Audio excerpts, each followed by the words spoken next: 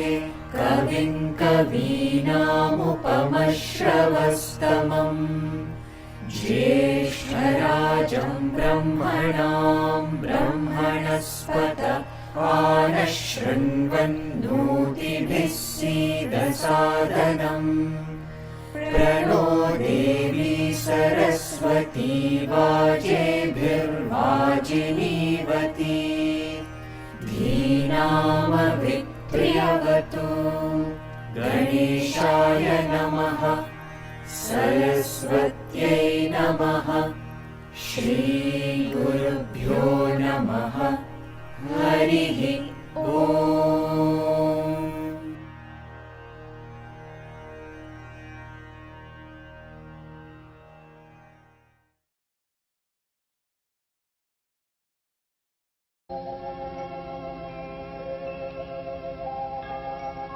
ॐ श्री भगवान सत्य साई बाबाय नमः। ॐ श्री साई सत्य स्वरूपाय नमः। ॐ श्री साई सत्य धर्म परायणाय नमः। ॐ श्री साई वरदाय नमः। ॐ श्री साई सत्पुरुषाय नमः। ॐ श्री साई सत्य गुणात्मने नमः। ॐ श्री साई साधुवर्धनाय नमः। ॐ श्री साई साधुजन पोषणाय नमः। ॐ श्री साई सर्वज्ञाय नमः। ॐ श्री साई सर्वजनप्रियाय नमः। ॐ श्री साई सर्वशक्तिमूर्तये नमः। ॐ श्री साई सर्वेशाय नमः। ॐ श्री साई सर्वसंगपरित्यागिने नमः। ॐ श्री साई सर्वान्तर्यामिने नमः। ॐ श्री साई महिमात्मने नमः। ॐ श्री साई महेश्वर स्वरूपाय नमः। ॐ श्री साई प्रतिग्रामगभवाय नमः। ॐ श्री साई प्रतिशत्रनिवासिने नमः। ॐ श्री साई यशकाय शिरडिवासिनी नमः। ॐ श्री साई जोडियादिपल्ली समप्पाय नमः। ॐ श्री साई भरद्वाज ऋषिगोत्राय नमः। ॐ श्री साई भक्तवत्सलाय नमः। ॐ श्री साई अपान्तरात्मनि नमः। ॐ श्री साई अवतारमूर्तये नमः। ॐ श्री साई सर्वभयोनिवारिणी नमः। ॐ श्री साई आपस्तम्भसूत्राय नमः। ॐ श्री साई अभयप्रदाय नमः। ॐ श्री साई रत्नाकरवंशोद्भवाय नमः। ॐ श्री साई शिरडि साई अभिदोषक्तवतराय नमः। ॐ श्री साई शङ्कराय नमः। ॐ श्री साई शिरडि साई मूर्तये नमः। ॐ श्री साई द्वारकमयी वासिनी नमः। ॐ श्री साई चित्रावती तटपुटपट्टी विहारिणी नमः। ॐ श्री साई शक्तिप्रदाय नमः। ॐ श्री साई शरणागतत्राणाय नमः। ॐ श्री साई आनन्दाय नमः। ॐ श्री साई आनन्ददाय नमः। ॐ श्री साई अर्थत्राणपरायणाय नमः। ॐ श्री साई अनाथनाथाय नमः। ॐ श्री साई असहाय सहाय नमः। ॐ श्री साई लोकबन्धवाय नमः। ॐ श्री साई लोकरक्षपरायणाय नमः। ॐ श्री साई लोकनाथाय नमः। ॐ श्री साई दीनजनपोषणाय नमः। ॐ श्री साई मूर्तित्रयस्वरूपाय नमः। ॐ श्री साई मुक्तिप्रदाय नमः। ॐ श्री साई कलुषोपरिदुराय नमः। ॐ श्री साई करुणाकराय नमः। ॐ श्री साई सर्वधाराय नमः।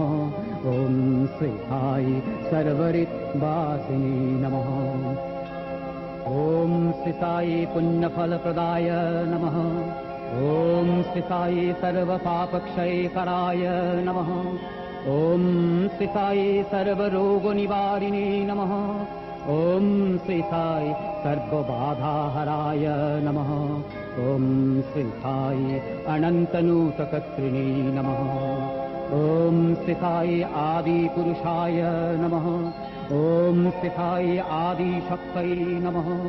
ॐ श्री साई अपरूपशक्तिने नमः। ॐ श्री साई अभक्तरूपिणे नमः। ॐ श्री साई कामप्रदध्वंसिने नमः। ॐ श्री साई कनकाम्बरधारिणे नमः। ॐ श्री साई अद्भुतचर्याय नमः। ॐ श्री साई आपदबन्धवाय नमः। ॐ श्री साई प्रेमात्मने नमः। ॐ श्री साई प्रेममूर्तये नमः। ॐ श्री साई प्रेमप्रदाय नमः। ॐ श्री साई प्रियाय नमः। ॐ श्री साई भक्तप्रियाय नमः। ॐ श्री साई भक्तमन्दराय नमः। ॐ श्री साई भक्तजनहृदयविहराय नमः। ॐ श्री साई भक्तजनहृदयालयाय नमः। ॐ श्री साई भक्तपरधिनाय नमः। ॐ श्री साई भक्तिज्ञानप्रदीपाय नमः। ॐ श्री साई भक्तिज्ञानप्रदाय नमः। ॐ श्री साई सुज्ञानमग्गदर्शकाय नमः। ॐ श्री साई ज्ञानस्वरूपाय नमः। ॐ श्री साई गीताबोधकाय नमः। ॐ श्री साई ज्ञानसिद्धिदाय नमः। ॐ श्री साई सुन्दररूपाय नमः। ॐ श्री साई पुण्यपुरुषाय नमः। ॐ श्री साई फलप्रदाय नमः। ॐ श्री साई पुरुषोत्तमाय नमः। ॐ श्री साई पुराणपुरुषाय नमः। ॐ श्री साई अतिताय नमः। ॐ श्री साई कालातीताय नमः। ॐ श्री सिद्धिरूपाय नमः। ॐ श्री सिद्धसङ्कल्पाय नमः। ॐ श्री आरोग्यप्रदाय नमः। ॐ श्री अन्नवस्त्रदाय नमः। ॐ श्री संसारदुःखक्षयकराय नमः। ॐ श्री सर्वाभीष्टप्रदाय नमः।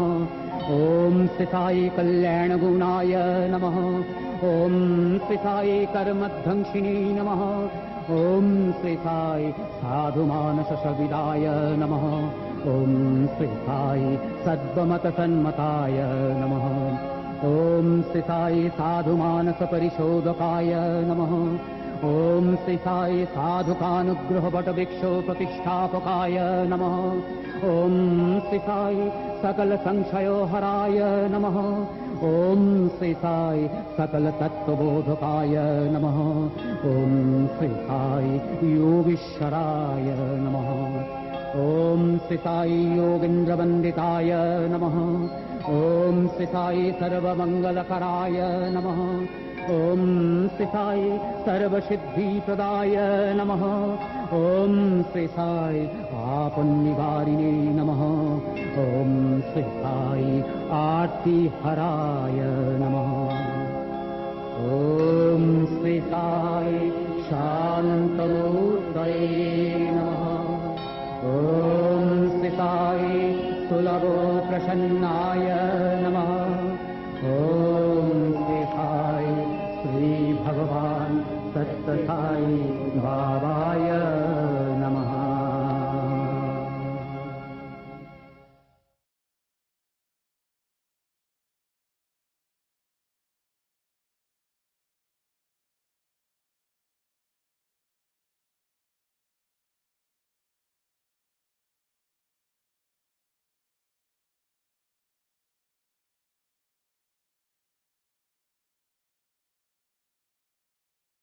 Offering my love at the lotus feet of Bhagwan Sri Satya Sai Baba. Dearest brothers, sisters, uncles, aunties, and children, Jai Sai Ram, and a very good evening to you all. It gives me great pleasure to be able to inaugurate this Tapovanam Parayan, this 7-day continuous reading of the Sri Satya Sai Satcharitra, the glories and the lilas of Bhagwan Sri Satya Sai Baba. Doing this Parayan this year, 2025, is extremely auspicious. Why? Because this year marks the 100th year advent of Bhagwan Sri Satya Sai Baba. That is 100 years of love, 100 years of leelas, 100 years of divine experiences, and 100 years of the growth of the flame of faith within us. And some of these experiences and leelas are captured in this holy Tapovanam. But as is said in the foreword of Tapovanam, the story of the God incarnate, his nature, his life, etc., cannot be meaningfully and adequately comprehended by anyone. It is beyond human capability to provide a full account of the Supreme Lord or his incarnate. But an attempt can be made to put together at least some part of the unimaginably vast and infinite glory of the incarnation of the Supreme Lord and enjoy it oneself, and also help others in enjoying it. Tapovanam Sri Satya Sai Satcharitra is a great attempt of this kind.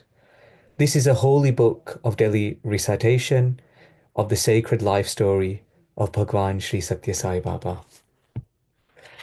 Now, Tapovanam isn't just a group of stories and experiences, but it's an unveiling of the truth to allow us to uncover our own inherent truth. Tapovanam means the forest of penance, and it allows us to enter that environment of penance, but then it is up to us to further that penance. Let us take this opportunity, therefore, to delve deep with full mind and soul into this Parayan experience.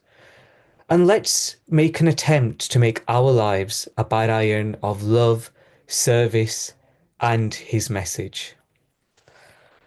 Now, one more thing that I would like to share from the foreword at this opportunity is that the present incarnation of the Supreme Lord in the form of Bhagwan Sri Satya Sai Baba is the most unique of all incarnations.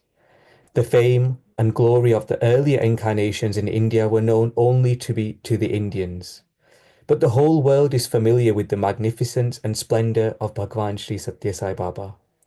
Hence, it may be observed that the mankind of the present Kali Yuga is luckier than the earlier generations.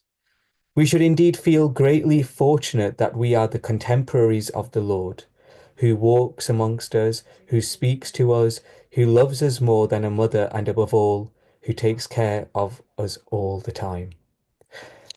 Without further delay, with all auspicious indications, let us begin this holy Tapovanam Parayan journey. Jai Sai Ram.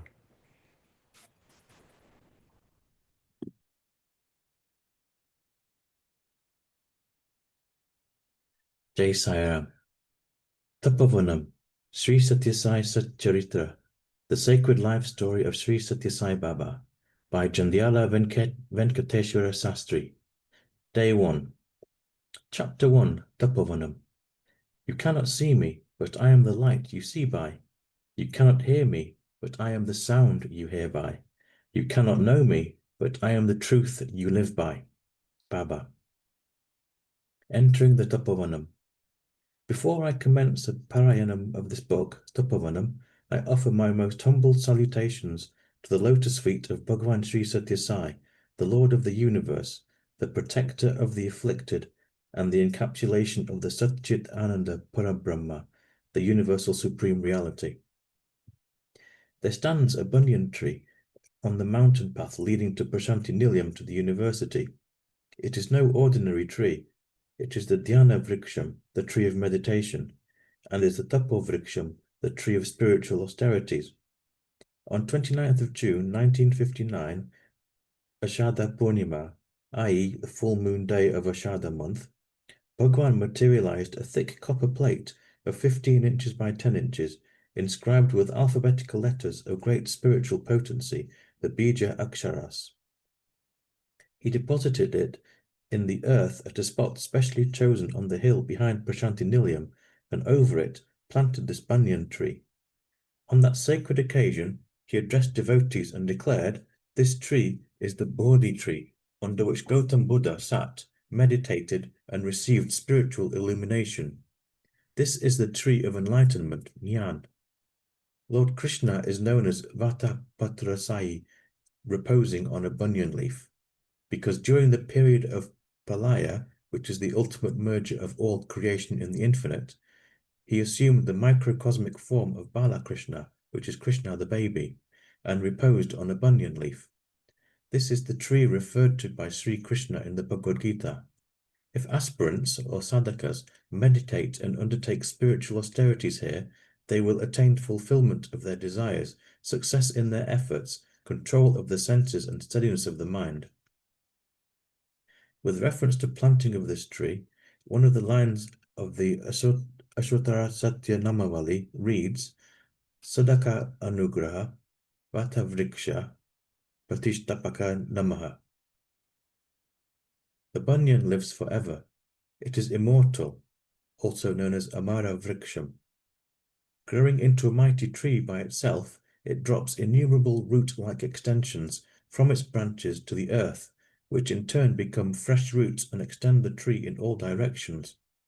The process goes on and on, providing an ever-increasing area of cool shade and shelter to people. I do not hesitate to assert that Bhagwan is likewise providing ever-increasing zone of protection and peace for the benefit of the entire humanity. This Tapovriksham is certainly Kalpavriksham, which is a wish-fulfilling celestial tree, identical with Bhagwan. Those who are in intense distress and are tired with the ups and downs of life, those who are on a spiritual quest, those who ardently desire something pure, those who are progressing on this path of spiritual enlightenment, all such persons gather at the feet of Sri Satya Sai and attain tranquility, supreme peace, and equanimity. Truly is Baba himself a Tapovriksham, where all spiritual austerities achieve fulfillment. Prashanti Nilayam is verily the Tapovanam. Physical construction of the complex of Prashanti Nilayam had not yet commenced then. One day, Bhagwan was standing on the rocky ground here. Out of his mouth emerged the prophetic words. Before long, this area is going to be transformed into a Shirdi, a Tirupati, and a Varanasi. Thousands of yogis, sannyasis, and seekers of truth and divine grace will rush to this place for spiritual peace and salvation. From this spot will originate the universal program of revival of Sanatana Dharma, which is the eternal faith of righteousness. Hundreds of thousands of people from all corners of the world will visit this place, eagerly searching for me.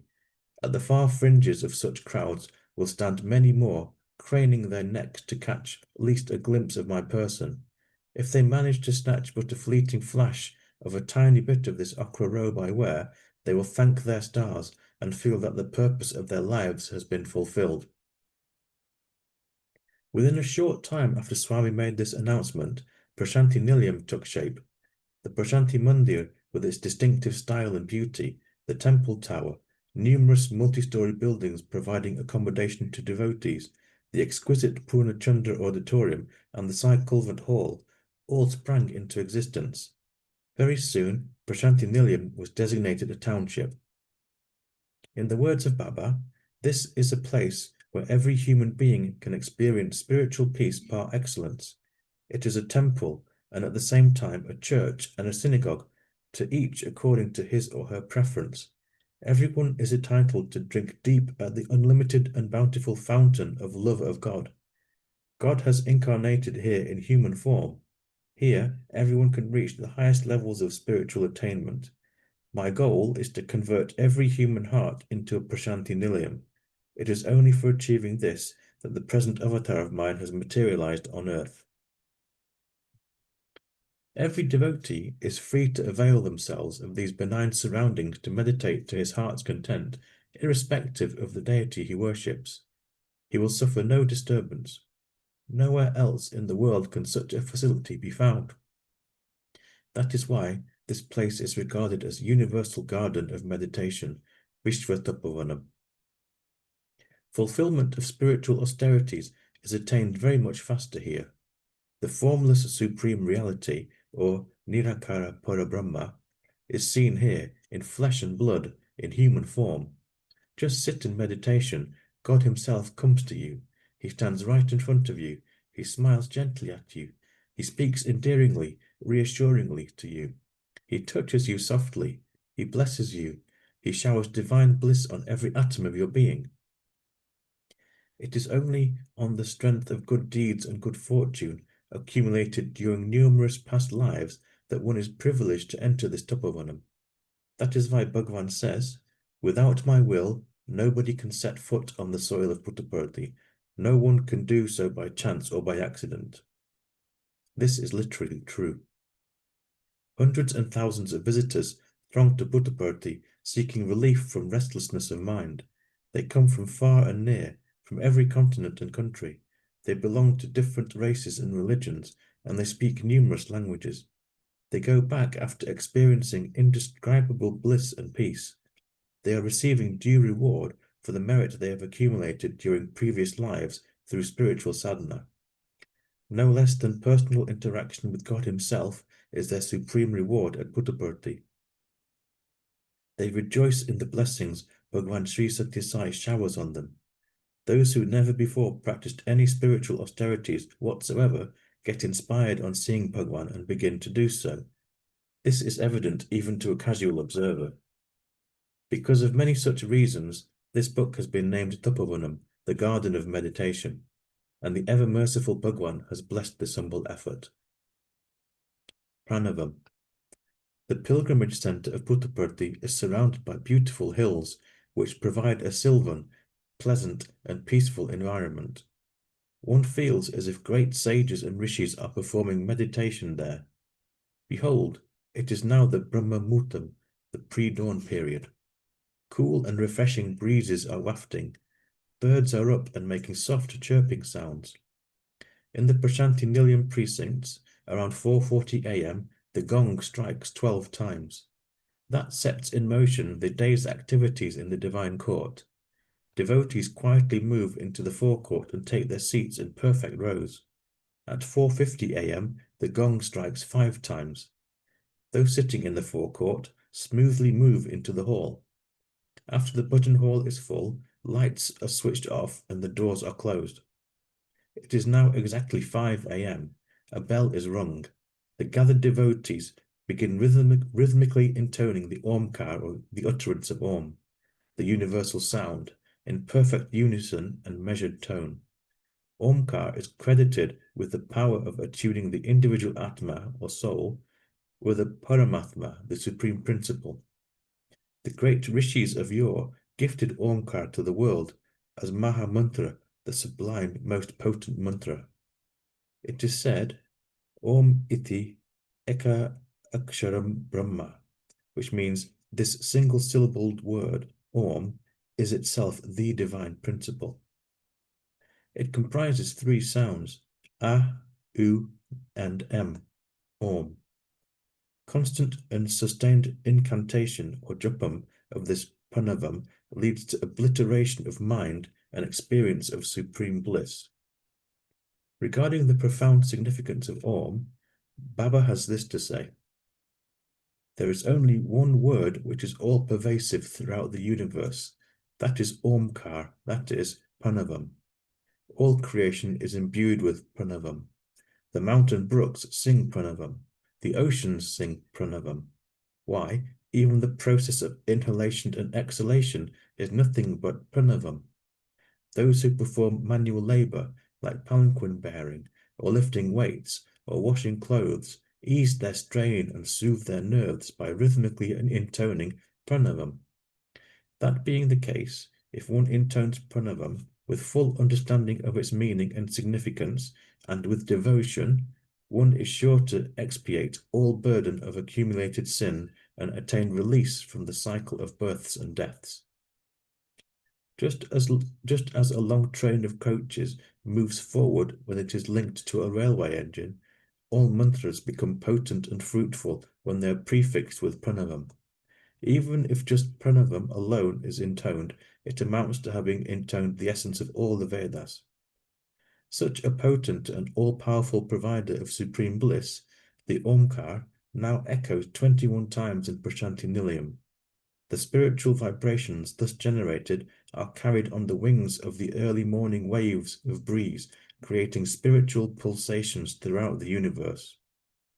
Next follows the Suprabhatam, which is a ceremonial wake-up of the Lord. The verses are in Sanskrit. The music is rhythmical and specially attuned to the early morning environment. Generally, lady devotees sitting in the mandir recite the Sanskrit stanzas with devotion and love. Suprabhatam, source of the stanza-wise meaning, garland of 108 precious gems by Sri N. Kasturi. O son of Ishwaramba, O resplendent majestic one, the dawn is breaking in the east. The daily tasks of divinity which you have undertaken have to be accomplished. Therefore, awake, O Lord Satyasai. Awake, awake, O Lord of Bharti, Puttaparthi, where he has manifested himself, and from where his splendor radiates over the entire world. Awake, O Lord of the entire world, and of all of mankind. Awake, O Lord of compassion, so that the world may attain fortune or Mangala. In the vast mansion, so full of peace, Prashanti Nilayam, on the banks of the river Chitravati, those anxious to serve thee are waiting for thy darshan. The radiance of the sun is spreading, illuminating all the worlds. O Bhagwan Satyasai, we pray for a glorious daybreak, blessed by thy wakefulness. Persons who are engaged in singing aloud thy name, and who are happy when they do so, because then they taste the nectar of devotion, have come, and may thy benign darshan shower thy grace on them. We pray for a glorious daybreak, blessed by thy wakefulness. Bringing holy flowers of captivating colours and fragrances. for worshipping thy feet in the form prescribed by the scriptures. Thy devotees are coming in with great yearning and enthusiasm. We pray for a glorious daybreak, blessed by thy wakefulness. Learned persons from other countries, moved by the yearning to have their darshan, have come. They are having great delight in reciting constantly the mantras of the Vedas. We pray for a glorious daybreak, blessed by thy wakefulness. Hearing thy marvelous story and thy fame that has reached the farthest horizons, earnest seekers of reality have come to this place and are waiting for you. We pray for a glorious daybreak, blessed by thy wakefulness. Women devotees, in purity equal to the goddess Sita, and with hearts like lotuses, whose petals are unattached to the world in which they live, but are drawn to the sun, viz., God, are singing thy glory through holy hymns, holding excellent flower garlands in their hands. We pray for a glorious daybreak, blessed by thy wakefulness. Whoever daily recites this wakening hymn will attain the highest abode, resplendent with the supreme intelligence as well as the supreme wisdom. May the divine Guru be auspicious to us. May the bestower of wisdom be auspicious to us. May the Lord who manifested in Bharti be auspicious to us. May Bhagwan Satya Sai Baba be auspicious to us. Spiritually speaking, Suprabhatam is an appeal to him to wake the devotee's yearning. It is an appeal also to one's own consciousness to wake up to the truth of his being one's own innermost reality. It may sound odd that human beings sing the awakening up song and bid good morning to Bhagwan, who is ever awake and ever alert, and is the supreme witness to everything in the universe. Where is the need for waking up the one who knows no sleep and is ever wakeful? Then what is all this Suprabhatam for, and for whom? The real purpose behind this musical exercise is to arouse the ability to discriminate, or vivek, and alertness in all of us, who have woken up from the bosom of sleep that holds us in its embrace like a mother. The inner meaning of Suprabhatam is to remind ourselves God resides within everyone's heart, and also to trim and nurture the flames of awareness, Jnana Agni, so that it may burn brighter than ever. Here is a revealing incident. It was the holy night of Shivaratri, the night marking the birth of Lord Shiva in the form of a lingam. A scholar named Sri Dipala Pichaya Shastri was sitting among devotees doing bhajan in Prashanti Nilayam. Suddenly, he had a strange thought. I would like to see the wonderful grace and beauty of Bhagwan Satya Sai Baba when he is asleep. At about 11 p.m. that night, Swami summoned Shastri into the interview room and began talking to him. Shastri did not notice the passage of time. It was more than an hour. He felt drowsy and could not hold back his yawns any more. Swami then asked him, Shastri, you wish to see me asleep, but you yourself are dozing? Shastri suddenly sprang to wakefulness and wondered how Swami knew his most innermost thought had crossed his mind a little while ago. Baba assumed a tone of serenity and seriousness and said, Shastri, if I were to sleep, would you be waking up again? Shastri was startled. God is perpetually wakeful and eternally active. We should never overlook this simple truth. Nagara Sankirtan. After the Suprabhatam, it is now time for Nagara Sankirtan. It comprises an activity in which groups of devotees go around the streets singing devotional songs. They sing with ardent devotion and dedication and the rhythmic music, often accompanied by simple musical instruments, inspiring holy thoughts not only among the singers but also others. In the early hours of the day, when birds are chirping their own musical sounds, when cool and soothing breezes gently waft over Prashanti Nilayam, The lovely music of devotees as they go around Swami's mandir provides an unforgettable experience to one and all. Nagara Sankirtan begins at the entrance of Prashanti Nilayam with the auspicious darshan of Lord Ganesh under the spreading peepal tree. Devotees, in orderly lines, go around the Nilayam complex and come back to the point where they started, i.e., the Ganesh temple.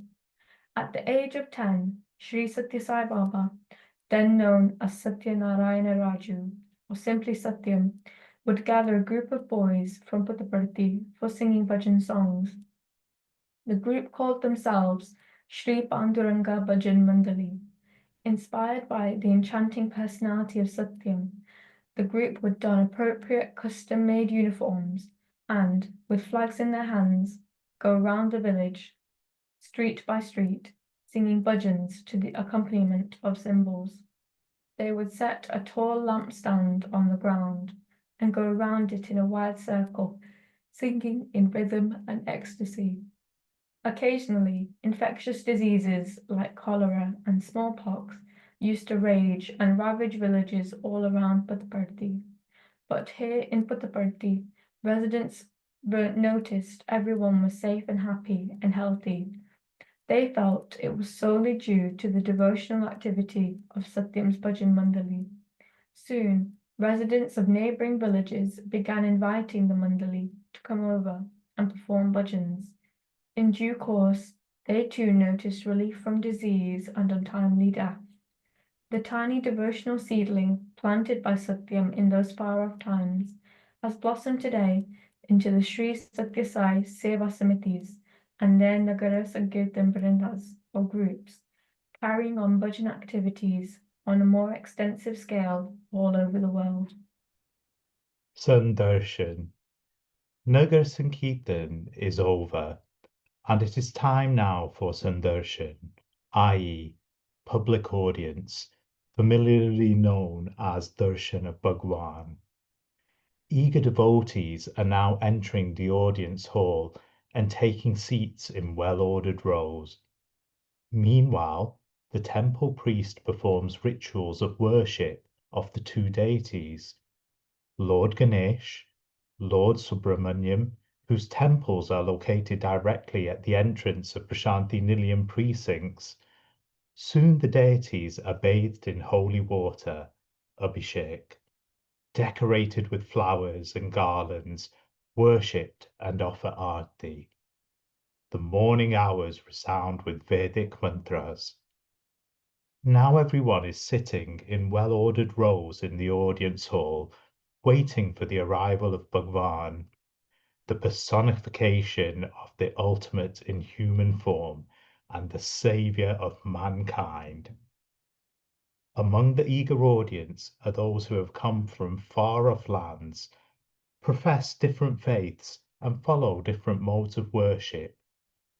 But here they are all one.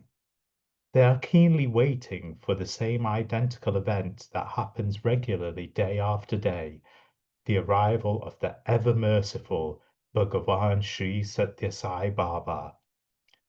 2 hours have passed by, but Swami has not arrived yet. Has some devotee in deep distress cried out for Swami from somewhere? The moment he called out, "Oh, Sai!" the Lord must have appeared in front of him. Yes, I am here, providing immediate succour. But after receiving the Lord's bounty, does the grateful devotee easily let him go? Does he not shed tears of joy, and does he miss the rare opportunity to bathe the feet of the Lord with flooding tears of gratitude? That must be the reason why Bhagavan has not yet arrived. Otherwise, the most compassionate Sai will never take so long and ignore the ache and anguish of the thousands of devotees eagerly waiting in the mandir for his darshan. Oh, behold! We hear the soft tones of a flute being played, heralding Swami's arrival.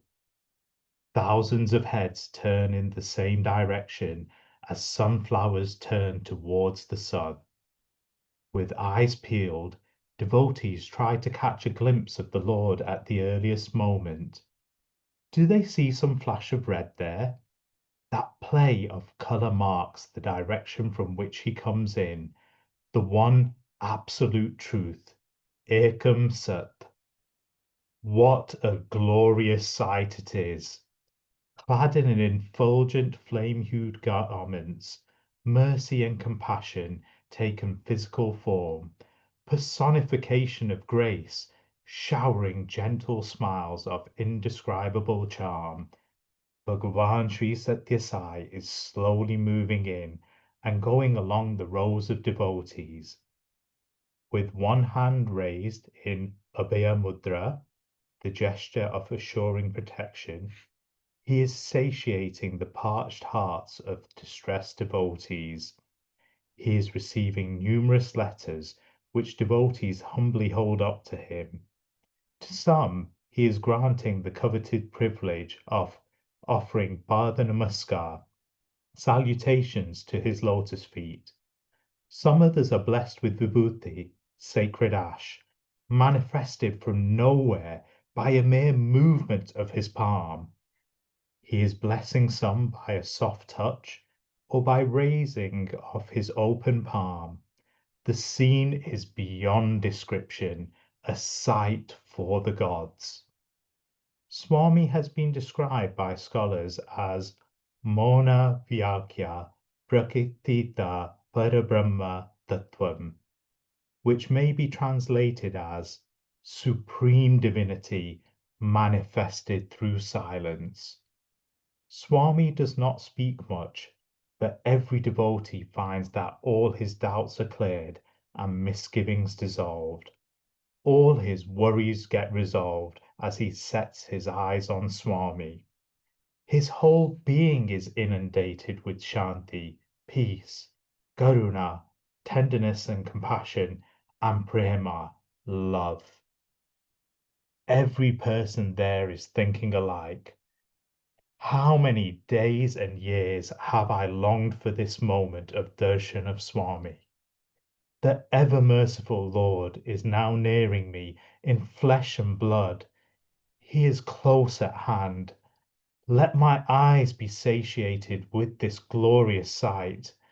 Let not my tears of joy come in the way and obstruct my vision. My mind has gone crazy in longing for him for years and years. Here is the blessed moment. The divine beauty is close by. Let my eyes and my mind be feasted. My body has lost its sense of touch in waiting for so long for him. Here are the Lord's lotus feet. Now that they are within reach, let my body revive itself by touching those divine feet here and now. Oh no, my body does not move. My tongue too refuses to move and talk to Bhagwan. All these, my own eyes, my own mind, my own body, even my own tongue are failing me at this crucial moment. Tears are obstructing my vision. My tongue is tied. My body is forgetting itself because of profound joy. Such is the power of the Sai personality. A mere look at the Lord, the ever merciful, is sufficient to fill one and all with unparalleled peace and equanimity, and unruffled, sustained inner happiness. As we set our eyes on Baba's form, something he himself has said regarding the nature of his divinity rings in our ears. I willed, he once declared, for my own pleasure to create this vast universe. Before that, there was none to understand me. I merely willed. That's all. Mountains rose, rivers flowed, the earth below and the sky above took form. Oceans rolled, the sun, the moon, deserts, everything took shape to demonstrate my existence. Humans, animals, birds, all living beings to speak, to hear, and to move about. Man was accorded primacy.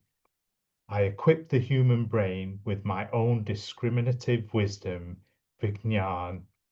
What a revelation! What profundity! Reflecting on these words will elevate us to the highest echelons of spirituality. After fascinating the assembled gathering by his audience, Bhagwan slowly walks past rows of school children seated on the veranda of the mandir. Despite his age in the present physical form, Swami makes himself available to devotees every morning as regularly as the sun does. Often we feel quite distressed at the trouble we give him. Meanwhile, Swami selects a few persons for personal interview, conducts them one by one into the interview room, and then, with a pleasing smile on his lips, goes in himself. The morning darshan is over. Even celestial beings wait for me. Minds of devotees are full with exhilaration, generated by the darshan of Bhagwan. Eyes closed, we meditate deeply on the glorious experience just granted to us and the captivating, magnificent form of Bhagwan, and the sweet memory of a message once given by Baba comes to our mind.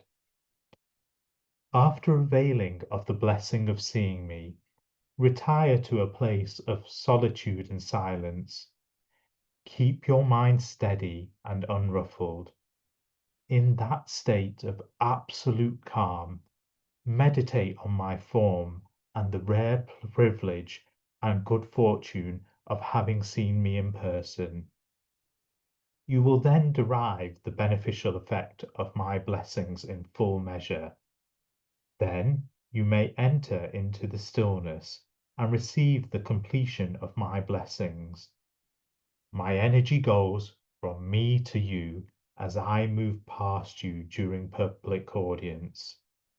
My divine power radiates into your whole being. If you begin talking immediately thereafter instead of observing silent meditation, the precious energy is dissipated and returns back to me without leaving its beneficial impact on you. Whomsoever I look upon undergoes a change for the better and acquires new potency, which continues to gain strength day after day. Never underestimate the beneficial effects on having my darshan. My walking among you is a gift yearned for by the gods of the highest heaven, and here you are receiving this grace. Doubt not that you have come by this godly boon as a reward for the spiritual merit of your earlier lives. Even celestial beings wait patiently for my darshan. On the other hand, this rare privilege is within your reach day after day. Never forget that this is all due to the merit of your previous lives. These blessings you receive will express themselves in their perfect time. Then they will blossom and bear fruit. What a wonderful assurance! Even celestial beings wait patiently for my darshan. These words bring us to a recollection of a couple of fantastic events. At Abotu's experience, there was an ardent devotee of Shirdi Sai Baba by name Shrimati Gali Sharda Devi. She has spent several years in close proximity to him. More than 20 years after Shirdi Sai emerged in the infinite, she happened to meet Shri Satya Sai and he summoned her to Patapurthi. In due course, she was provided regular accommodation in Prashanthi Nilayam. Bhagwan also gave her a pet name, Pedabotu, as a term of endearment. The word means big bindi, as she used to wear an unusually large mark of vermilion, kumkum, on her forehead.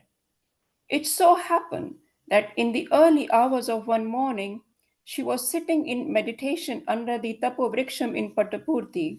It was still dark. She happened to open her eyes and suddenly saw something unbelievable. Celestial women were moving in the sky above the Prashanti Mandir. They radiated brilliant white light as they traveled over the hills towards the east. Beautiful in appearance and bright in complexion, richly adorned with flowers and garlands, they did not walk on the ground, but sped high in the open sky. Pedabotu guessed that they were no ordinary human beings. She could also hear melodious musical sounds. Astonished at the vision, she realized that the celestial beings were returning to their abode after having had the darshan of Sri Satya Sai Param Brahma, the Supreme God. Pedabotu was a yogini and was therefore blessed with this soul stirring experience by Bhagwan.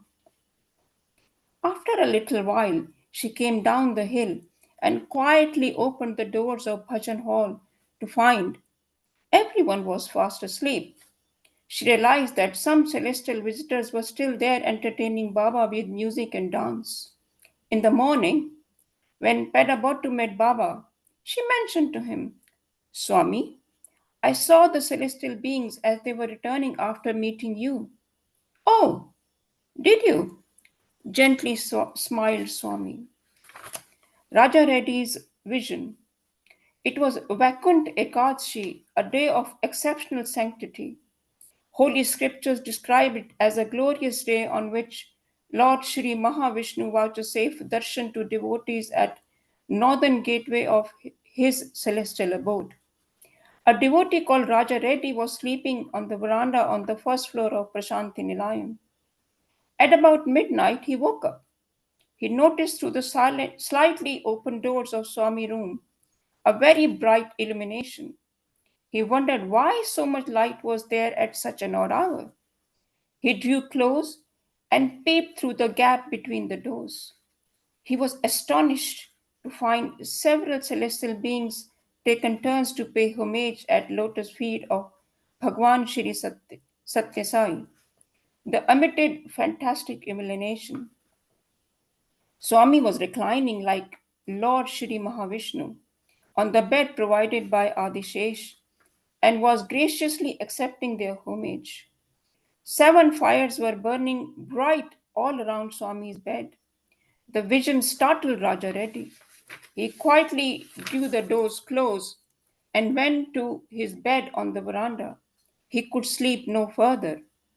Next day, he mentioned to Swami about his heavenly experience and inquired, Swami, who are all those persons? Swami explained, they are all celestial beings, devtas. They have come for my darshan. What you saw in form of flames are Saptrishis, the 7 great rishis. As I protect you by my blessings, you are still alive. Otherwise, the moment you set your eyes on that scene, you would have been reduced to ashes. Shri Satya Sai is really the human form of Parbrahma. Our humble salutations to him. Coming back to proceedings in Prashanti Nilayam in the southeastern corner within the Nilayam's Mandir, ceremonial worship and bathing of holy water, Rudra Abhishekam of Saligram, representation of Lord Shiva, has now been completed. Similarly, worship and ritual chanting of 108 sacred names, Shanta Namavali Ashtodhara of Shri Satya Sai Bhagwan, as well as Goddess Lalita Devi have been concluded. Deities are required to be worshipped through pujas. Pujas are really the steps leading to worship of the self, Atma Puja. Every deity helps in spirituality, vitalizing the Atma.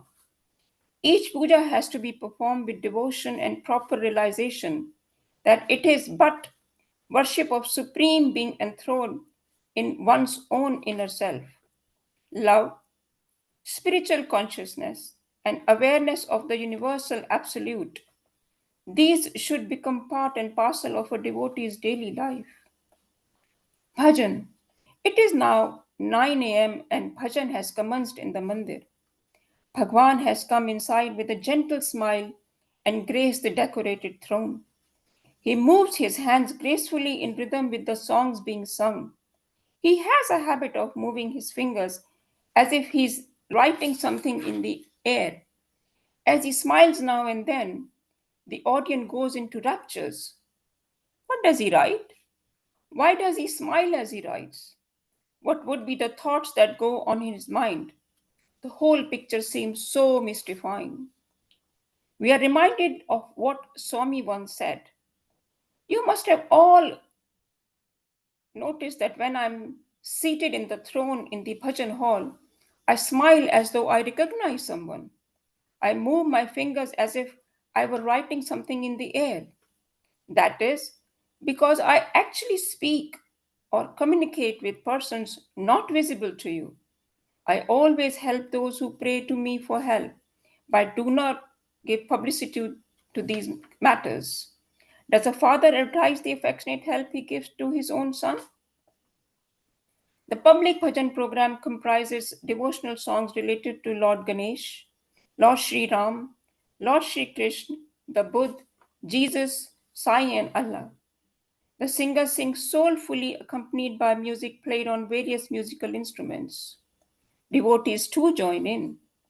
In the vast gathering there, who is completely, fully, and totally immersed in the devotional emotion generated by these songs? None else but Bhagwan. Witnessing Swami so immersed in deep Anand is itself a memorable and edifying experience that the fortunate onlooker will sweetly cherish and recall forever. Swami exhorted his devotees by the spiritual significance of bhajan through a simple metaphor. When you gather under a tree, he said, and make a loud noise, every bird on the branches flies away. Human life is just like the tree on which several birds are sitting and producing distracting noise. The birds are calm, desire, lust, krodh, anger, lobh, avarice, covetousness, moh, infatuation, mad, arrogance, matsarya, jealousy, envy. Together they make a cacophony of sounds disturbing your peace and equanimity. If you loudly sing the names of Ram, Krishna, Govind, Narayan, and so on, those evil birds will fly away, leaving your minds pure and hearts in perfect peace. Let us grasp the intrinsic worth of performing bhajan so beautifully illustrated by Baba. Let us turn our hearts towards him. The bhajan is now concluded. Aarti has been offered to Swami and he has proceeded into his inner chamber. This is the account of the morning activities in Prasanthi Nilayam. Let us offer our salutation to Bhagwan Sai Baba. Let us ruminate and meditate on his divine form. Let us realize that Swami has retired only into our own hearts. And let us quietly leave Prasanthi Nilayam and go home. Let us go. Om Shri Satya Sai Param Brahmanaya Nama. Shanti, Shanti, Shanti. End of chapter 1. Chapter 2. Shridi Sai Parthi Sai. At first, name and form are essential. That is the reason why avatars come, so that God can be loved, adored, worshipped, listened to, and followed, and finally realized as nameless and formless, Baba. Who is this Satya Sai Baba? Is this Swami who displays inordinate, suprahuman, captivating powers, truly God? Is he an incarnation? We do not know even our own nature fully. We are incapable of understanding the true nature of even our closest associates. How can we then comprehend the complexity of the principle and personality of an incarnation? One understands the nature of the moon, at least to some extent, although we have only the moonlight to go by and lamps as reference points. can be of little use. Similarly, if we venture to understand Lord Sai, we have to fall back on the only measuring tools available to us, namely the illustrative incidents provided by Bhagwan Sri Satya Sai Baba himself and also his own messages. Jodi Adipalle Somappa. It was 25th November 1958. After witnessing Swami's birthday festivities at Prasanthi Nilayam on 23rd, Venkataram and his family left by car for Bangalore. When they reached village Bajipalli on the way, there was a crisis as their little girl, Geeta Sudha, was found to have stopped breathing. The family felt she was on the verge of dying, or if not already dead.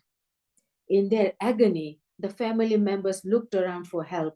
An old man, apparently a farmer, appeared from nowhere. He came near and took the baby in his arms.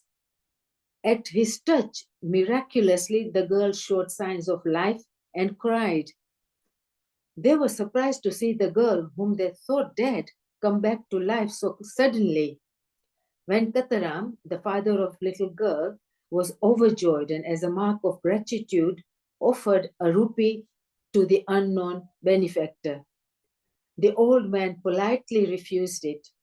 When Venkataram asked for his name, he said he was known as Jodi Adipalli Somappa. Later on, Swami narrated this incident to Sri Kasturi. I went there in the form of an old villager, he said, and it was I who gave life back to the dead child. Sri Kasturi wanted to know why Swami had thought of that peculiar name and whether any significance was attached to it. Swami explained, Adipalli means the pristine village, the original one, which is nothing but Kailasam, Lord Shiva's abode. Jodi means a couple. Somappa, Sai plus Uma, means Lord Shiva together with Uma, his consort. Sri Satya Sai Bhagavan thus revealed his real identity, that he is the personification of Lord Shiva and Goddess Sakti, Shiva Sakti. On another occasion, Swami asked someone by the name of Kailasam what would his name mean. He was somewhat taken aback, as he did not know. He struggled in vain for a whole week, searching for the answer to Swami's question.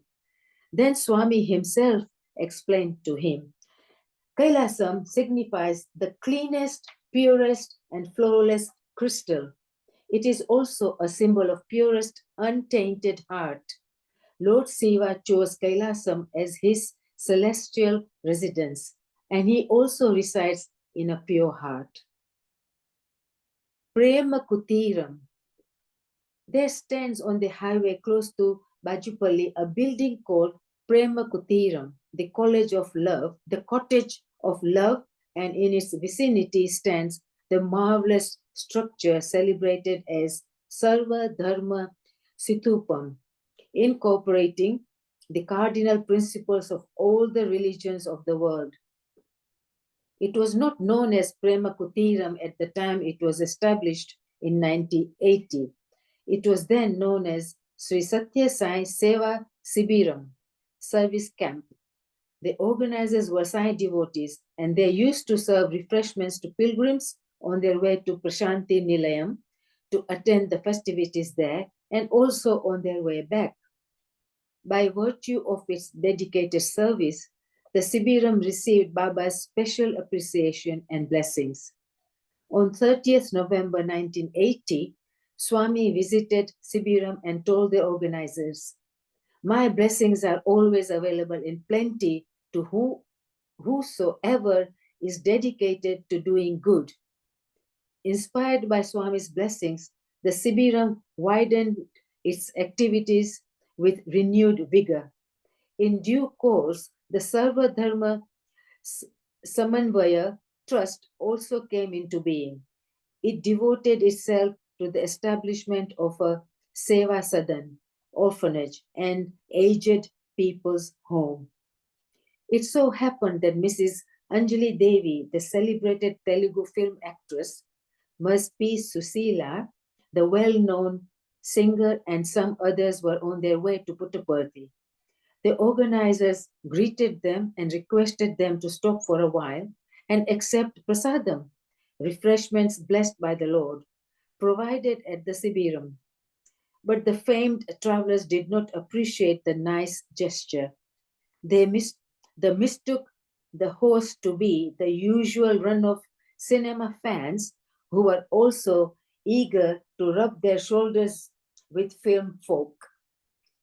Disdaining the kindly offer, they went on their way. When they were with Swami later, he gently admonished them. I am present not only in Prasanthi Nilayam, but also in the Seva Sibiram in Bajipalli. The lesson went home.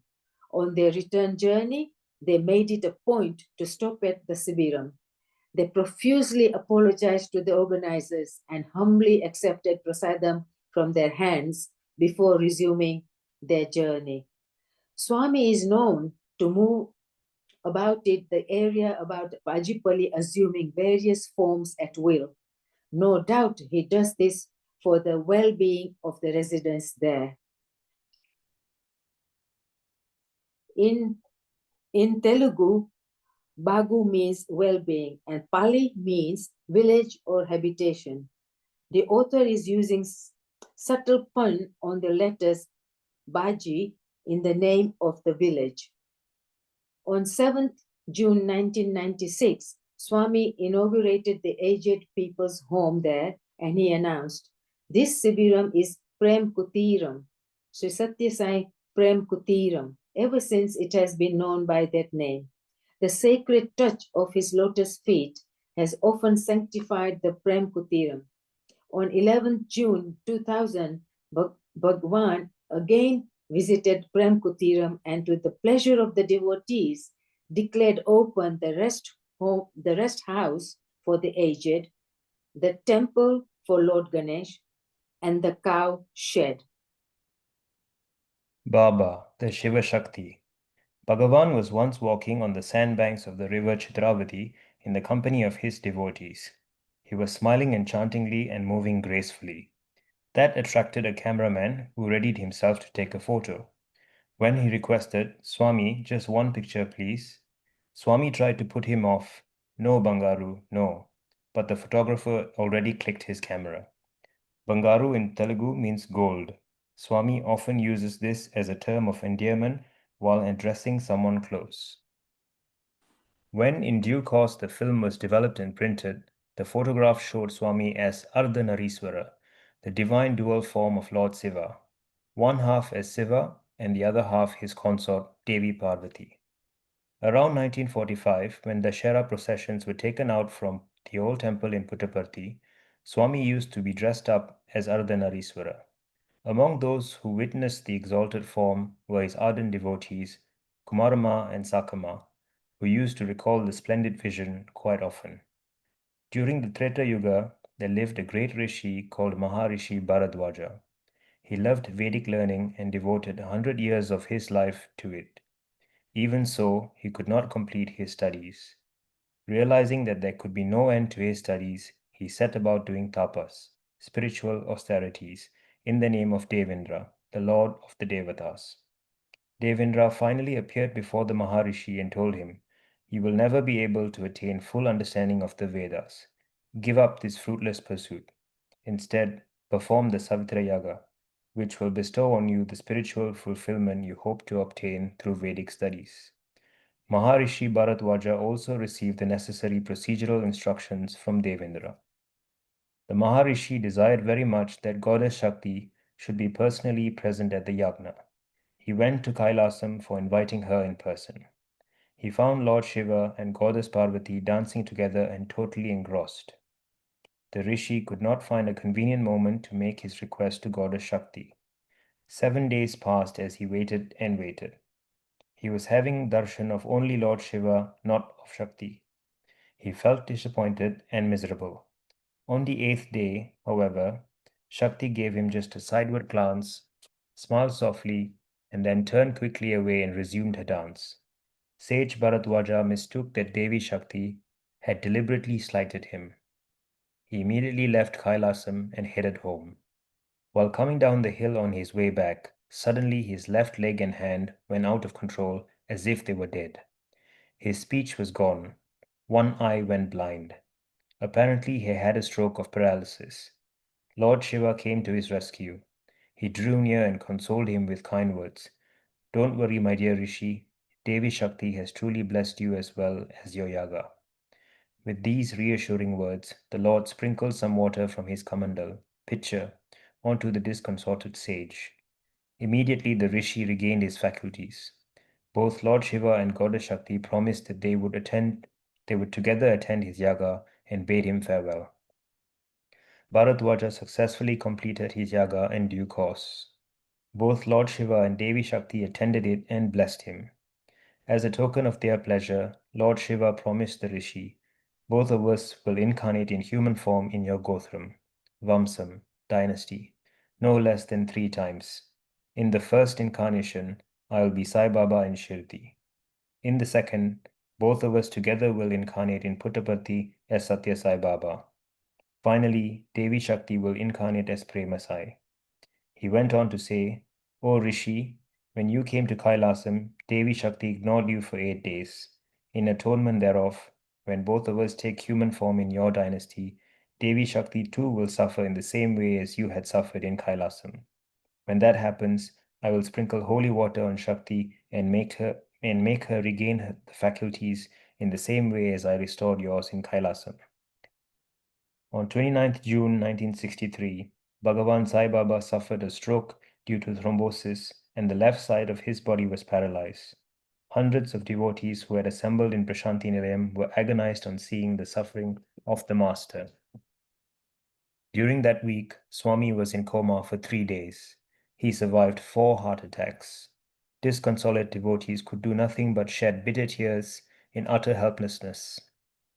After a full week, on Guru Purnima Day, 6th July, Bhagavan was very carefully brought down from his upper floor apartment to the bhajan hall on the ground floor in the arms of Sri Kasturi, Sri Raja Reddy, and Sri Krishnappa. It was obviously difficult to seat Baba as usual in his throne on the elevated dais. So the silver throne was brought down and placed on the ground close to the dais. Soft cushions were positioned so as to avoid discomfort to Baba, and he was slowly eased into it. Baba's left hand was stiff. The left leg was equally out of control. His eyes too were unclear. On finding their beloved Lord in that terrible state of suffering, the devotees began to wail loudly. Then Swami whispered to Sri Kasturi in barely intelligible words, "This illness is not mine. On my own volition, I have taken over this illness on myself. No disease can ever assail me. Let nobody worry. I cannot bear if my devotees suffer." Sri Kasturi used the microphone to announce Baba's words to the gathering. Swami gestured for water to drink. When a tumbler of water was held to his lips, he could not hold it properly, and the fingers of his right hand slipped into the water. With those fingers, he sprinkled a little water on the limp left hand and the left leg. He gently stroked his left hand with his right hand, and after a few moments, stroked his left leg with both his hands. The astonished assemblies of devotees, now delirious with joy and ecstasy, realized that Swami had cured himself. They heard him addressing them in the microphone. "Prema Svarupura, O embodiments of love," he began delivering his customary address on the auspicious day of the Guru Purnima. Swami spoke for an hour, regaling the audience with his characteristic eloquence, lucidity, and exquisite humor. He related the 8-day suffering of Rishi Bharadwaja, at the end of which Lord Shiva made him whole by sprinkling holy water on his paralyzed limbs. Swami recalled the Lord's promise that he and his consort would incarnate on the earth as Siva Shakti, that Shakti, represented by the left side of the body, would suffer for 8 days, at the end of which Lord Shiva, the right side of the body, would restore her health by sprinkling holy water. In ringing tones, Swami declared, "I am Shiva Shakti, born in the Gothram of Rishi Bharadwaja, by virtue of the boon conferred on him by Lord Shiva and Goddess Shakti in the Treta Yuga. Life story of Lord Shirdi Sai. People knew only the later part of Shirdi Sai Baba's life, that is, subsequent to his arrival in Shirdi. No details were available regarding his earlier life. When was he born and where? Who were his parents? What was his life like prior to his appearance in Shirdi? This remained unknown until Sri Satya Sai Baba revealed them in Prashanti Nilayam on 28 September 1990. The date and month coinciding with the birthday of Shirdi Sai Baba as declared by Baba. Obviously, little known secrets of an incarnation can be brought to light by none else but another incarnation. The life story of Shirdi Sai, as disclosed by Sri Satya Sai Baba, is given here. In the village of Patri, situated is the then Nizam's dominions, lived a devout couple named Ganga Bhava and Devagiri Amma. The lady was an ardent devotee of goddess Gauri, consort of Lord Shiva, also known as Parvati. Her husband was a devotee of Lord Shiva. They had no children. This made them all the more detached from worldly concerns.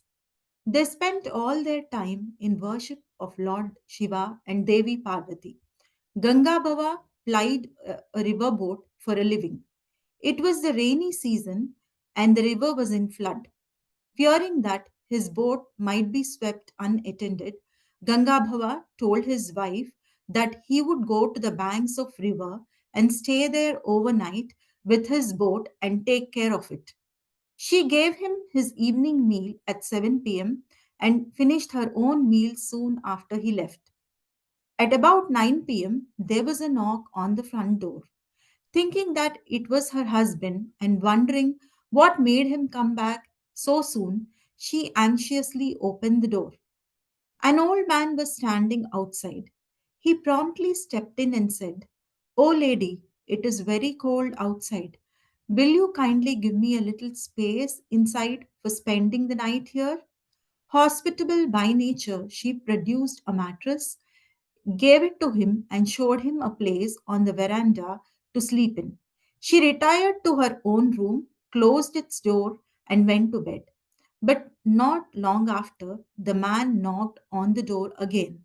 When she opened it, he said, "Oh, kind lady, I am feeling hungry. May I have a little rice to eat?" Finding nothing worthwhile in her kitchen except some milled grain, she prepared a little meal with curds and gave it to him. She went back to her room, closed the door, and prepared to sleep. After a little while, the old man once again knocked the door. When she opened it, he said, "Dear lady, my feet are aching. Will you kindly massage them a little?" She was startled. She went into her puja room, fell at the feet of Goddess Parvati in tears, and cried, "Oh, Divine Mother, what is this terrible test you are putting me to? What should I do now? Kindly save me from this humiliating situation." In a few moments, she regained her composure. An idea flashed in her mind. Leaving by the rear door of the house, she went in search of somebody who could be of service to the guest on payment. Her efforts bore no fruit and she returned home in despair. Suddenly, there was a knock on the rear door. When it was opened, a woman stepped in and said, "Madam, it seems you came to my house asking for help to attend on an old man here. I have come to offer my services." Devagiri Amma rejoiced that her earnest prayers had been answered. She took the woman onto the veranda, left her with the old man, and went back to her own room, closing its door behind her. That old man who asked for such strange service from a saintly lady and the women who came forward to serve him were no ordinary humans. They were Lord Shiva and Goddess Parvati. They began talking with each other. Lord Shiva said, "Devi Parvati, grant this devout lady whatever she earnestly desires." Goddess Parvati replied, "You are the Supreme Lord. You do it yourself." Lord Shiva answered, I have come here to test her devotion, but you have come here in response to her earnest prayers. It would be appropriate if you granted boons to her. Once again, there was a knock on the bedroom door. Now that there was another woman in the house, Devagiri Amma opened the door without any hesitation. She found Lord Shiva and her beloved Devi Gauri standing in front of her in resplendent glory. Her heart was full with happiness and joy. Unable to bear the flood of emotion, she fell at their divine feet. Goddess Gauri spoke. I am blessing you with a boy who will bring glory to your Vamsam and also a girl so that you may derive punyam by giving her away in marriage, Kanyadan, to someone. Devagiri Amma touched Lord Shiva's feet. He said, My dear child, I am pleased with your devotion. I myself will take birth in human form as your third child. The ecstatic lady, so amply blessed with eyes brimming, did deep obeisance to Lord Shiva and Goddess Gauri. When she lifted her head, they had disappeared. She was now in raptures. She was now eager and impatient. When will the day dawn? When will her husband return home? How soon could she share her heavenly experience with him? She could sleep no more. At daybreak, her husband came home and heard from his wife all that had happened. But he was in no mood to believe. He said, Dear Devagiri, you seem to have lost your senses. You must be dreaming. Lord Shiva and Devi Parvati visiting our house in person, giving you darshan? What nonsense! He took to ridicule. She tried to convince him, but he refused to be convinced. Time sped by fast, and Devagiri Amma became pregnant. As she anticipated, a male boy took birth. A year later, a baby girl was born. Ganga Bhava found that two of the events which his wife had mentioned had now come true. He was now willing to believe that Goddess Parvati had indeed given darshan to his wife. He told his wife, You were most fortunate, I was not. The thought got firmly rooted in his mind and grew with time. He was determined to secure darshan of Lord Shiva and Devi Parvati. Eventually, his wife was pregnant again for the third time. This final piece of proof strengthened his mind decisively. Maya, illusion, gave way to enlightenment. Now he became restless. When should I get away from this house? When should I commence tapas, spiritual pursuit? How soon would I be able to obtain darshan of Lord Shiva and Devi Gauri? These thoughts were gnawing at his heart. He undertook vows of austerity. Meanwhile, 9 months passed. He became more and more impatient. He could wait no longer. He decided that he would immediately retire to the forest to continue his spiritual pursuit vigorously. Devagiri Amma was not a person to draw back. She too accompanied him despite her delicate condition. On the way, she delivered a male baby right there on the way in the forest beneath a banyan tree. That was 28th September 1838. Devagiri Amma swaddled the newborn infant comfortably in a piece of her sari, covered him with soft leaves, and left him where he was born and followed her husband. That is how nobody knew anything about the parents of that baby until Bhagavan Sri Satya Sai Baba revealed it all over a century later. There was a Sufi fakir in the neighboring village. He had no sons. He found his abandoned baby and took him home.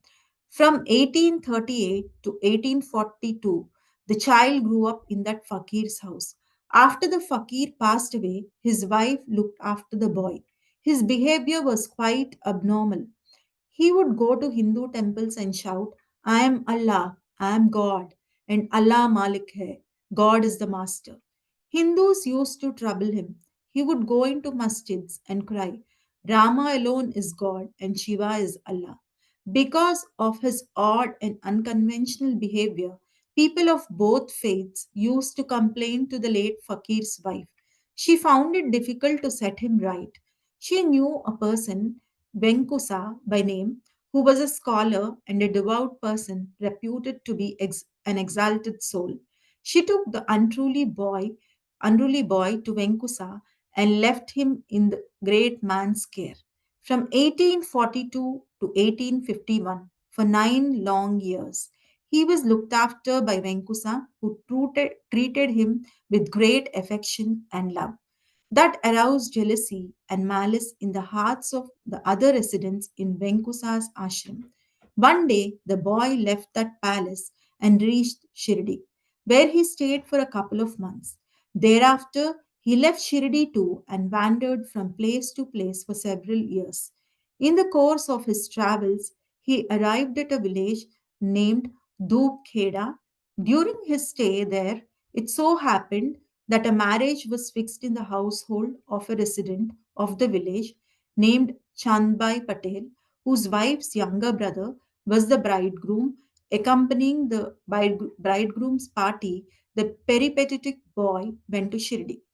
It was the year 1857, and he remained there for a good till his passing away in 1918. He became known as Sai Baba. His extraordinarily spiritual powers were soon noticed and people began flocking to him. He received him with kindness and compassion, patiently hearing their problems and sufferings with sympathy and love, and gave appropriate directions to enable them to overcome their difficulties. He would give them mental strength and confidence and spiritual guidance. Gradually, his fame spread far and wide. The above account was given by Bhagavan Sri Satya Sai Baba. He also described the close relationship between Shirdi Sai Baba and his devotees, such as Hari Vinayak Sathe, Kelkar, Shama, and others. Sri Satya Sai Baba said, towards the end of Shirdi Sai's earthly life, he told Abdullah, who was close to him, not to grieve at his passing away because he was going to be reborn and give him darshan again.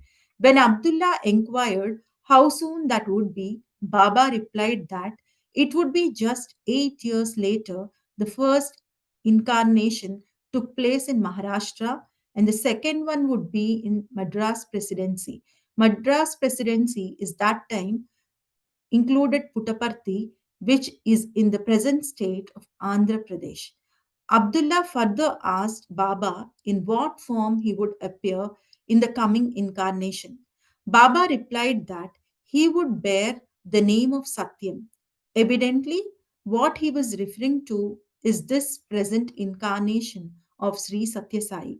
The two bodies are no doubt different, but their divinity is one and the same, said Swami. Bhagavan concluded the absorbing story of his previous incarnation by explaining the purpose of the first incarnation of Shirdi Sai was to give intimations of divinity. The second, the present one of Satya Sai, is for gifting of divinity. And the third, the coming one of Prema Sai, will be for teaching divinity. Shirdi Sai's promise.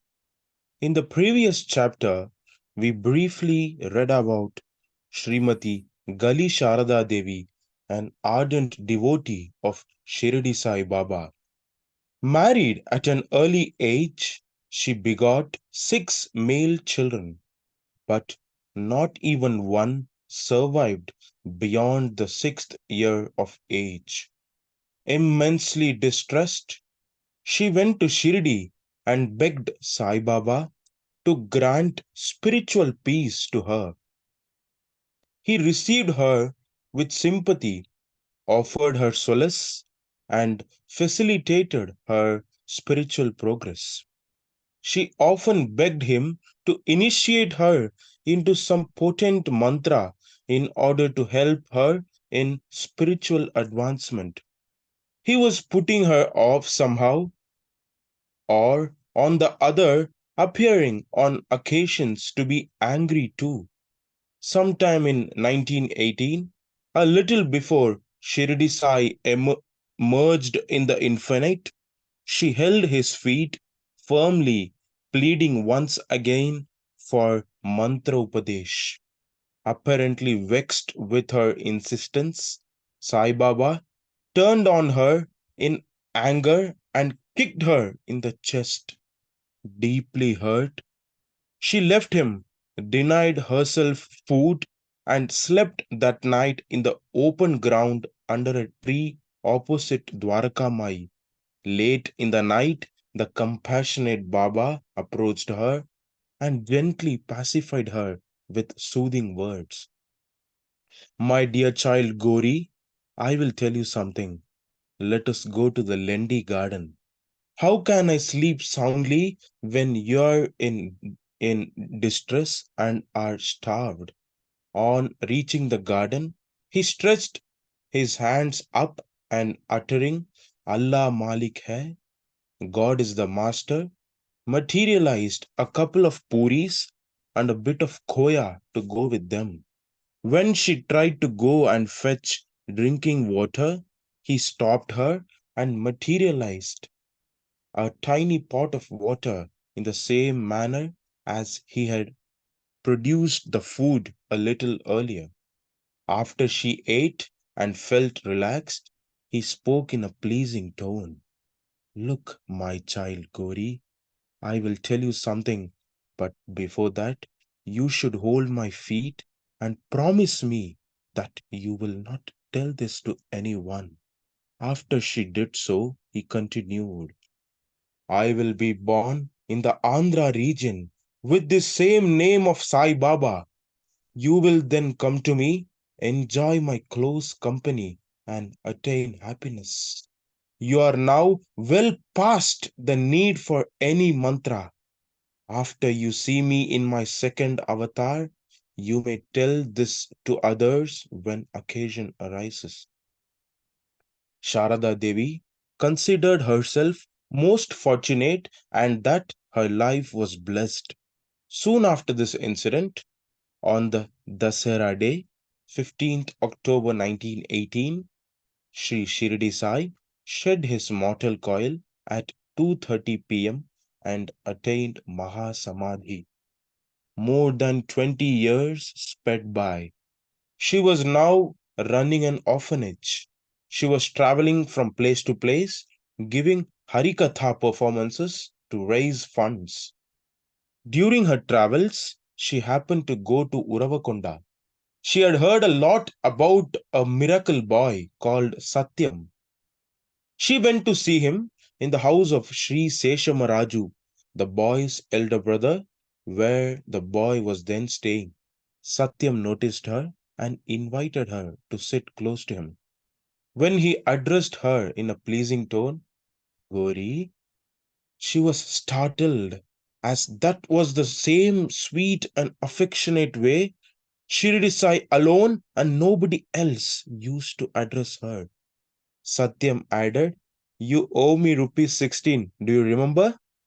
She was confused, particularly because she was seeing him for the very first time. He went on, You had collected rupees 40 for sending to Shirdi, but you sent only rupees 24 through Balaram. So, don't you owe me rupees 16 still? To reassure her, he said, I have reminded you about this merely to prove to you that I am Shirdi Sai Baba. As you came in, you did not bother to offer me even namaskar, salutation, but just sat down as soon as you entered. Poor Sharada Devi was now in tears. She fell on his feet and pressed them to her bosom, just as she was habituated to do at Shirdi. Satyam calmed her and said, I had told you then, but you did not pay heed to my word. You forgot it altogether, but now you have reached me. I am proceeding to Puttaparthi. Follow me, and I will let you know everything there. Later, at the instructions of Sri Satya Sai, she took up permanent residence in Prashantinilayam. As mentioned earlier, Baba gave her the name of Peddabottu. She lived in Baba's proximity in Prashanti Nilayam till the end of her life.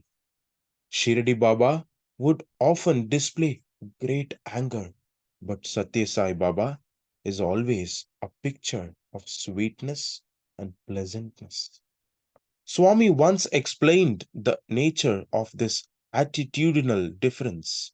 When the mother is busy cooking in the kitchen, she gets irritated and angry if her children distract her by making even a little disturbance.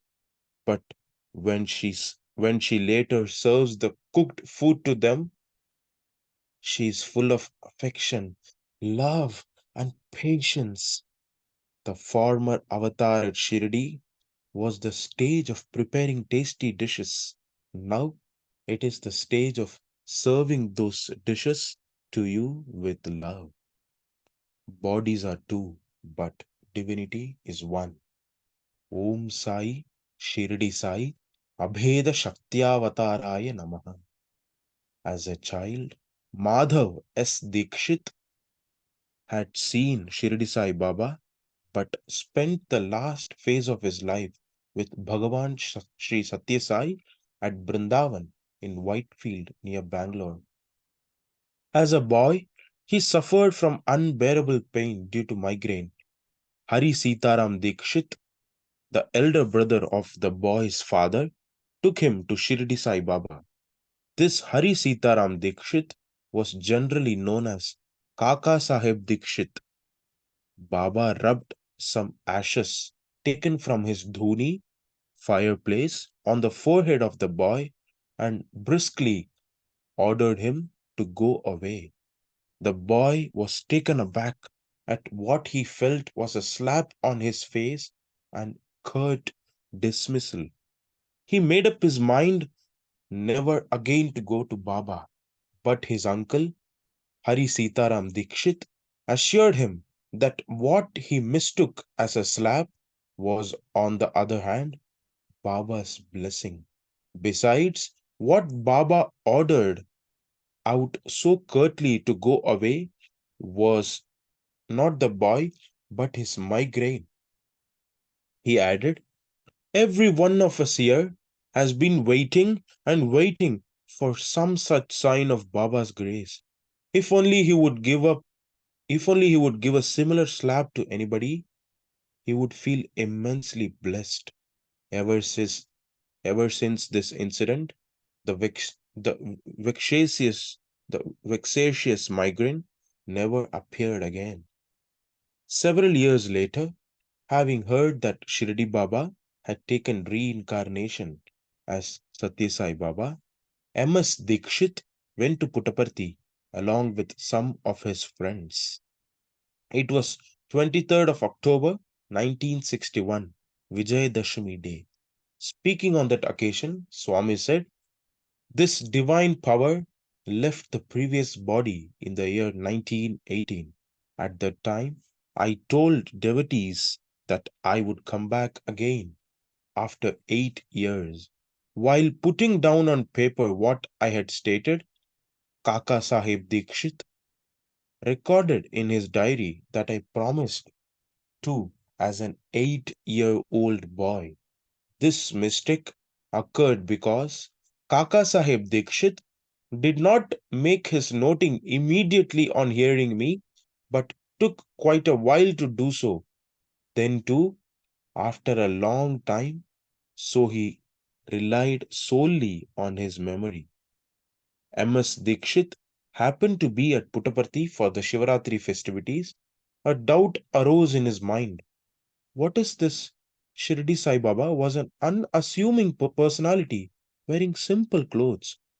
Could he have taken on rebirth, the form of the dandy I see now before me? Here he seems to be dressed more like a cinema actor. All the while he was watching Bhagavan on the dais, bathing Shirdi Sai's image with unending streams of vibhuti pouring out of a small vessel held above the head of the image.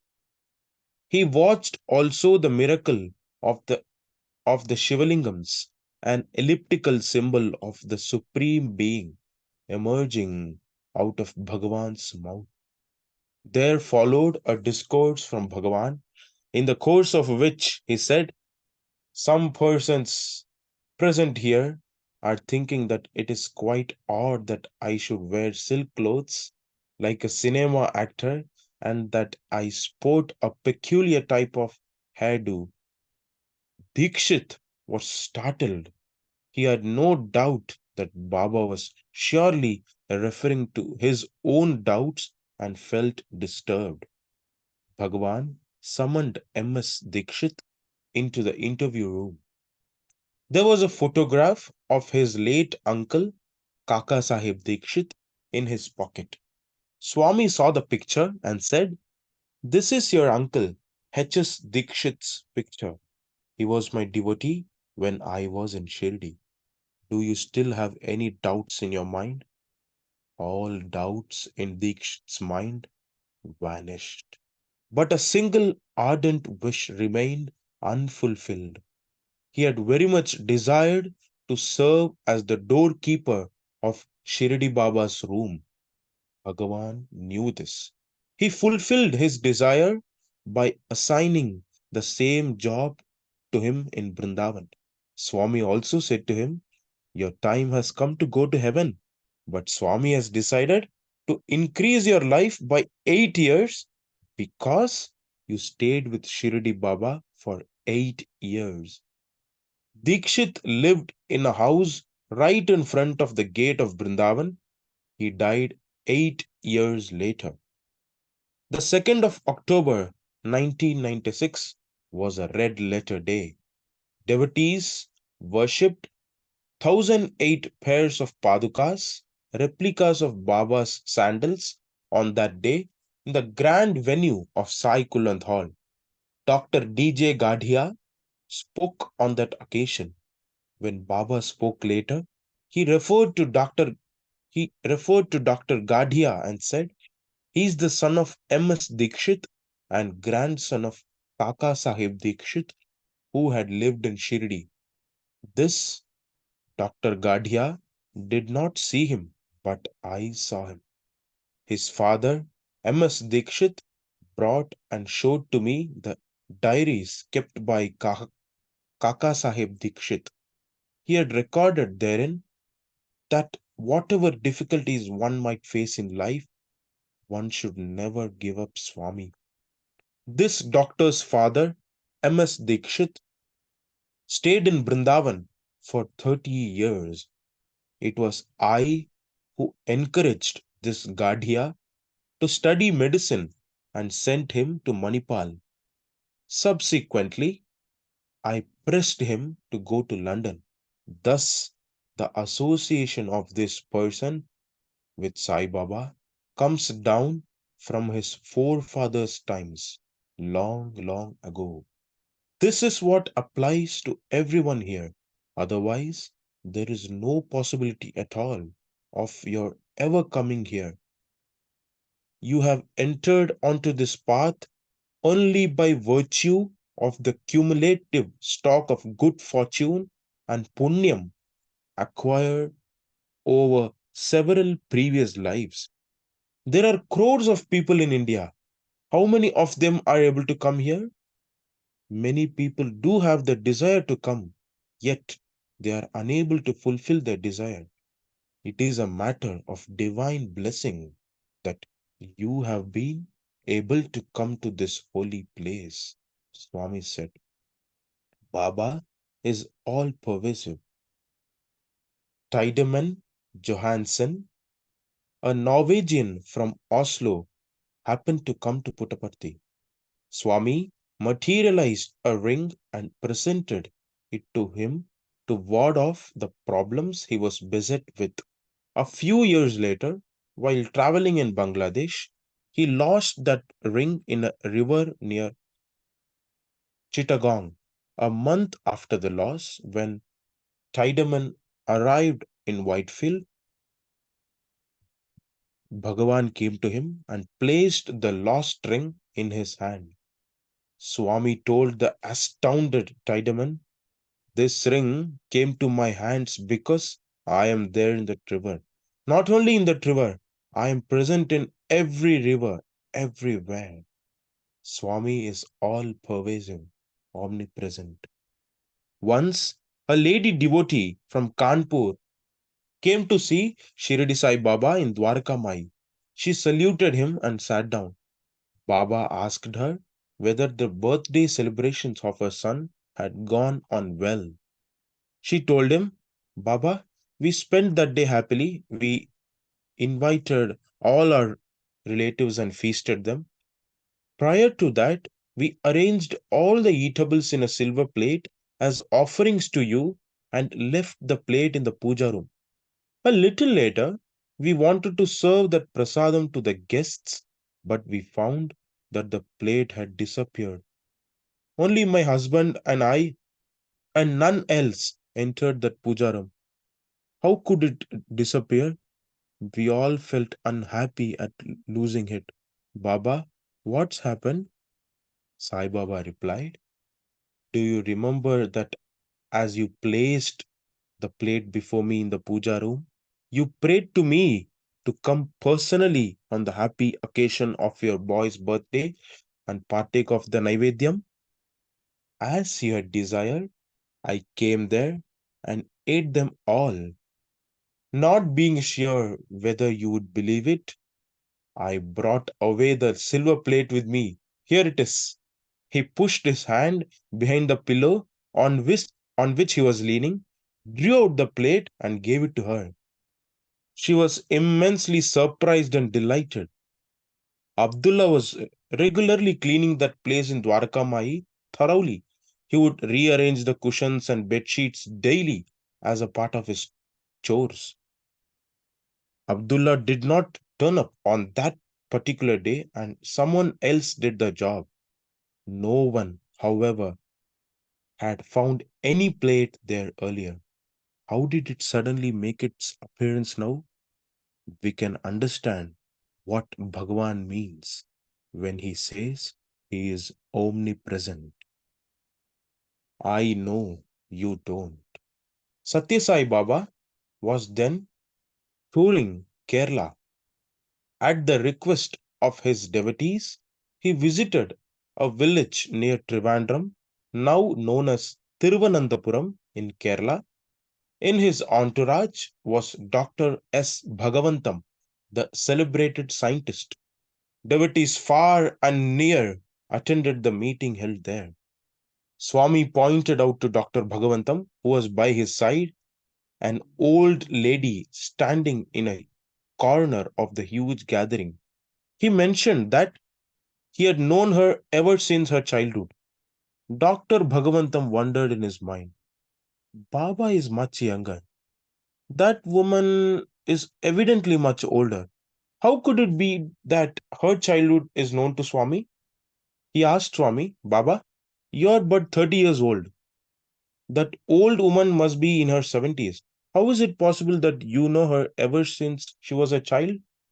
Baba promptly clarified that he had known her in his previous incarnation. A little later, Dr. Bhagavantam went around among the people gathered. He quietly approached the old woman, engaged her in conversation, and inquired, did you ever visit Shirdi? She replied, when I was a little child, my uncle, the younger brother of my father, took me to Shirdi for Baba's darshan. Baba gave me a pendant that I still wear around my neck. Here it is. She showed it to Dr. Bhagavantam, whose doubts were then cleared. When we hear of this incident, we are reminded of a verse in the Bhagavad Gita at the beginning of chapter 4. Lord Sri Krishna, we read there, told Arjuna, I taught this immortal yoga long ago to Vaivaswan, the sun god. He conveyed it to Manu, who imparted it to his son Ikshvaku. Now again, I have imparted this ancient yoga to you. Arjuna queried, O Krishna, the sun god is there ever since the creation. He dates back to remote antiquity. You belong to the present age. So, how is it possible that you had taught this to the sun god so long ago? Lord Krishna replied, Bahuni me vyatitani janmani tava charjuna tanyaham veda sarvani natvam vedha parantapa. Hey Arjuna, you and I have passed through numerous births. I possess the awareness of all those births, but you do not. Om Shri Satya Sai Parabrahmane Namaha. Om Shanti Shanti Shanti. End of chapter 2.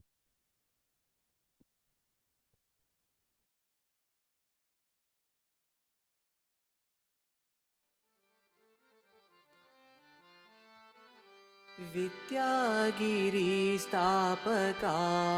साईश्वरा विद्यागिरिस्थापका साईश्वरा विद्यागिरिस्थापका साईश्वरा विद्यागिरिस्थापका साईश्वरा विद्यासम्पूर्ण विद्यालङ्कारा विद्यालङ्कारा विद्यासम्पूर्ण विद्यालङ्कारा विद्यासम्पूर्ण विद्यालङ्कारा विद्यागिरिस्थापका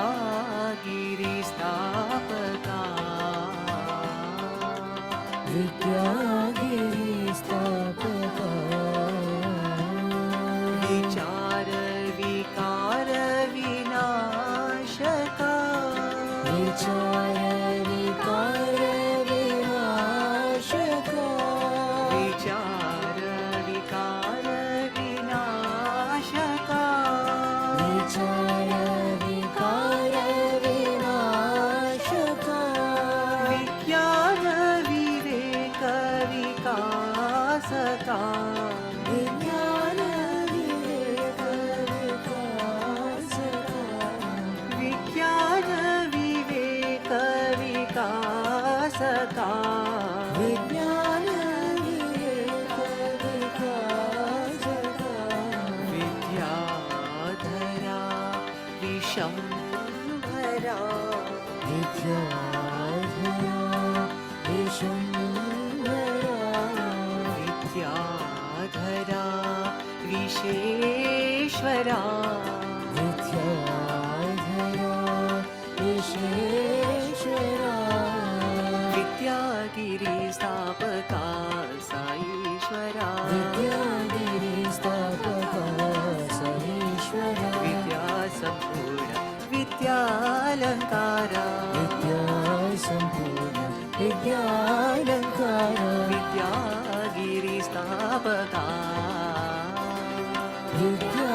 विद्यागिरिस्थापका विचार विकार विनाशका विचार विकार विनाशका विज्ञान विवेक विकासका विज्ञान विवेक विकासका विद्याधरा विशम्भरा विद्याधरा विशम्भरा विद्याधरा विश्वेश्वरा विद्याधरा विश्वेश्वरा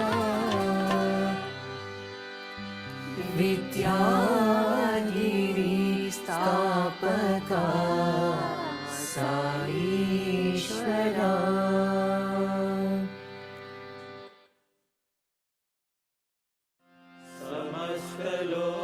समस्तलोकाः सुखिनो भवन्तु समस्तलोकाः सुखिनो भवन्तु समस्तलोकाः सुखिनो भवन्तु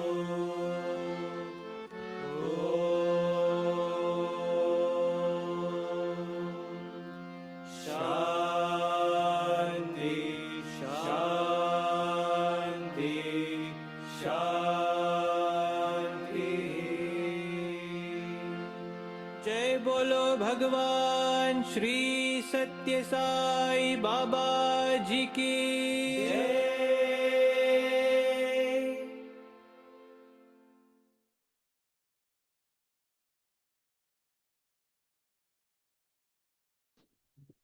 Jai Sai Ram. We have now reached the end of this evening's Parayan, covering chapters 1 and 2.